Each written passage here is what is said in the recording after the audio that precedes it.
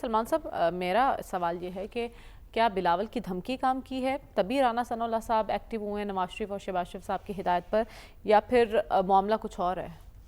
دیکھیں، یہ پانی کا ایشو جو ہے بڑا سینسٹیو ہے اور اسے آپ سیاسی طور پر ہی حل کر سکتے ہیں۔ جہاں تک آپ نے بلاول بھٹو زرداری صاحب کی دھمکی اور رانا ثناء اللہ خان صاحب کی آج کی ٹیلی فون کال کا ذکر کیا ہے، رانا صاحب پہلے بھی یہ بات کرتے رہے ہیں اور بلاول صاحب اس سے پہلے بھی دھمکی دیتے رہے ہیں۔ آپ تھوڑا سا اس کا پس منظر دیکھیں کہ چند ماہ پہلے یہ بات جب آئی تھی تو پیپلز پارٹی کے چیف منسٹر اور سندھ گورنمنٹ اس کی تردید کر رہی تھی کہ کوئی نہریں نہیں بن رہی۔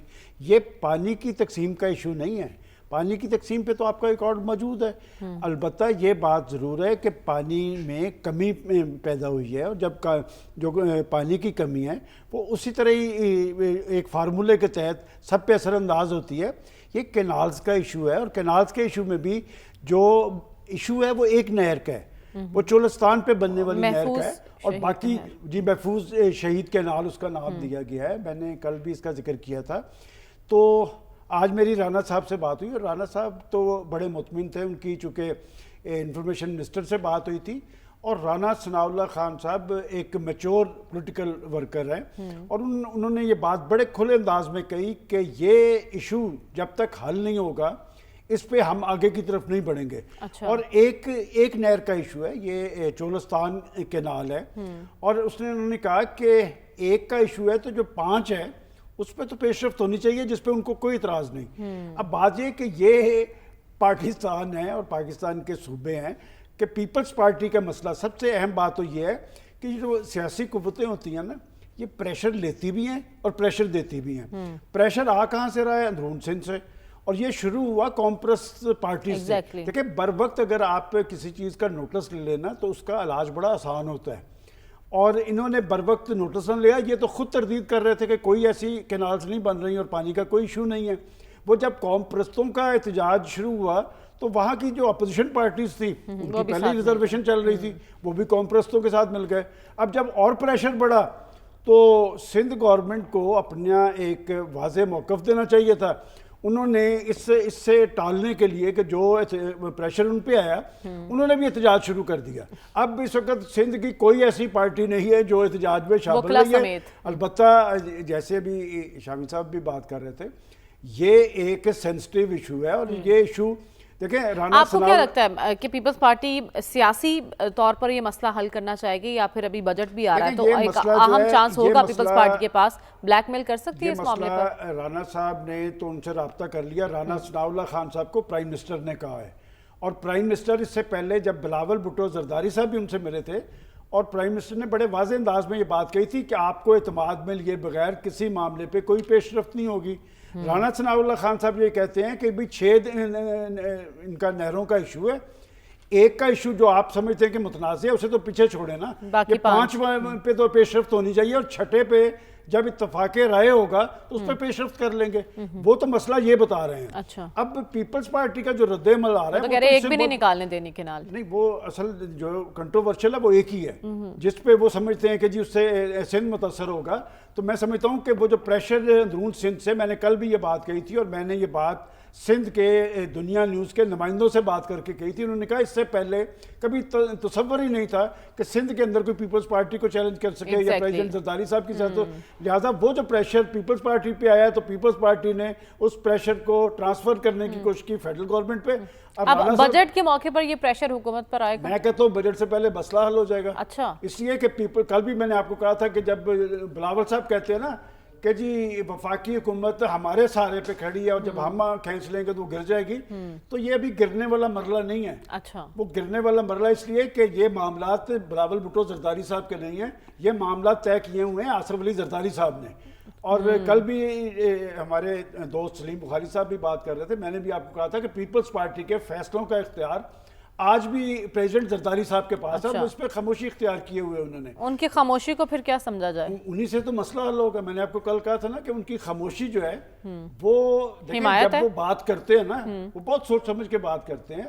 اصل میں جس میٹنگ میں یہ اصولی ایک فیصلہ ہوا تھا نا، اس میں پریزیڈنٹ گرین صاحب موجود پاکستان تھے، لہٰذا یہ مسئلہ سالو ہوگا، حکومت کہیں نہیں جانے والی۔ البتہ پیپلز پارٹی سخت پرابلم میں اس لیے ہے کہ جب آپ کی سیاسی قوت ایک دفعہ شیٹر ہو جائے نا، اسے دوبارہ ریپیئر کرنے میں بڑا ٹائم لگتا ہے۔ اب یہ مسئلہ حل بھی ہو جائے گا نا، تو پیپلز پارٹی کو اندرون سندھ آنے والے وقت میں بڑے سیاسی چیلنجز ہوں گے۔ پہلے تو وہاں پر پیپلز پارٹی کو کوئی چیلنج کرنے والا نہیں تھا، البتہ اس پانی کے ایشوز کی وجہ سے پیپلز پارٹی سخت پرابلم سے دو چار ہے۔ یعنی آپ کہہ رہے ہیں اس پانی کے ایشو کی وجہ سے پیپلز پارٹی کی سیاست پر پانی پھر سکتا ہے؟ چاہ رہی ہے کہ فوری طور پہ وفاقی حکومت کوئی اس طرح کا اعلان کرے تاکہ ہم وہاں جا کے سندھ کے عوام کو مطمئن کر سکے۔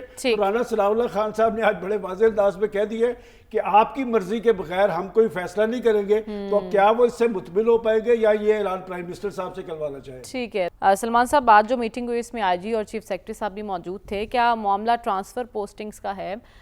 بات رکی کہاں پر ہوئی ہے؟ دیکھیں، جب سے پنجاب گورنمنٹ بنی ہے اس وقت سے پیپلز پارٹی کی شکایات بھی ہیں، ان کے تحفظات بھی ہیں، میٹنگز بھی ہو رہی ہیں، اور میٹنگز میں آپ کا خیال کہ ازالہ نہیں ہو پا رہا۔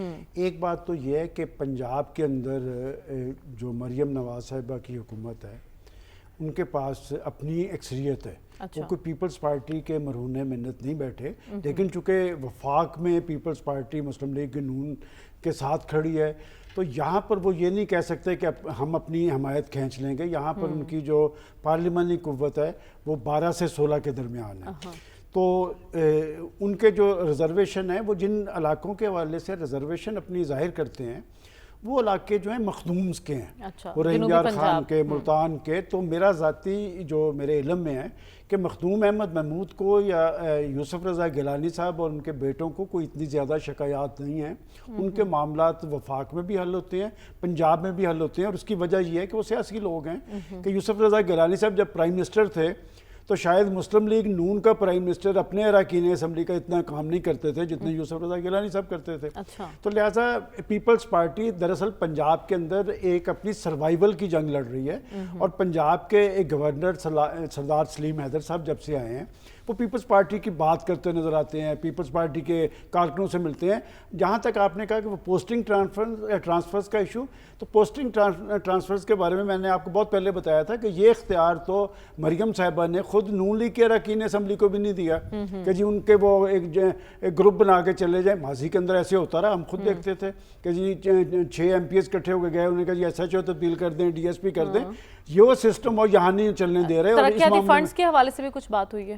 دیکھیں، فنڈز انہوں نے پیپلز پارٹی کے جو اراکین اسمبلی کو سرکاری اراکین ڈکلیئر کیا ہوا ہے کہ جو فنڈز جو سہولتیں پاکستان مسلم لیگ نون کے اراکین کو حاصل ہے وہ ان کو بھی حاصل ہے۔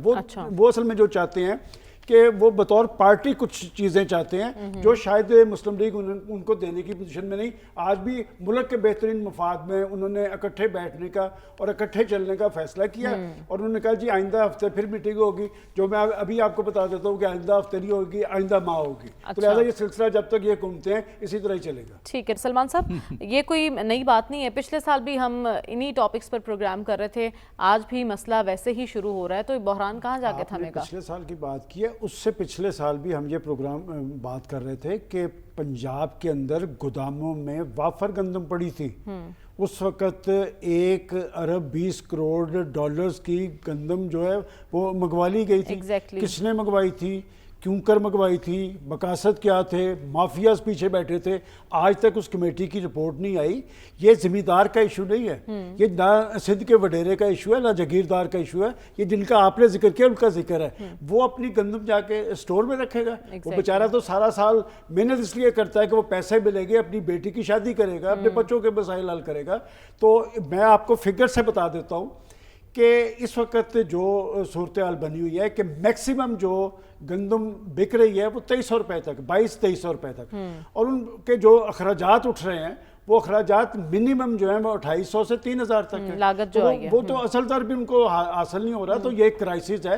ماضی کے اندر ہماری حکومتیں کہتی تھی، چیف منسٹرز کہتے تھے کہ آپ کا آخری دانہ بھی اٹھائیں گے، اور مجھے یاد پڑتا ہے کہ شہباز شریف صاحب موقع پہ جایا کرتے تھے کہ وہاں پر ادائیگی کرواتے تھے۔ تو یہ جو پنجاب حکومت اپنے طلب اور رسد پہ چل رہی ہے یا مارکیٹنگ فورسز پہ چل رہی ہے، اس کا پتہ میرا خیال انہیں آنے والے حالات میں لگے گا. یہ جو کاشتکار ہے یہ بیچارہ بڑا غریب ہے, بڑا معصوم ہے, اس کی زبان بھی کوئی نہیں. البتہ یہ جو مظاہرے کروا رہے ہیں نا, یہ لیڈرز کا بھی پتہ کرنا چاہیے کہ یہ کس ایجنڈے پہ ہیں. یہ ہر سال یہ پہلے سے تیار ہوتے ہیں اور ان کے پیچھے بھی کوئی فورسز کام کر رہی ہے. ہمیں یہاں پر صرف کاشتکار کی بات کرنی ہے, اور میرا خیال ہے کہ چیف منسٹر صاحبہ سے ہم ہمدردانہ یہ اپیل کریں گے کہ وہ ان کے ایشوز کو دیکھیں اور اپنے اراکین اسمبلی سے پوچھ لیں, کسی اور سے نہ پوچھیں. ان کے اراکین اسمبلی مسلم لیگ نون کے, ان سے پوچھیں کہ آپ کے ہاں کاشتکار کے ساتھ کیا کچھ ہو رہا ہے, اس کی گندم کتنے میں بک رہی ہے. ٹھیک ہے.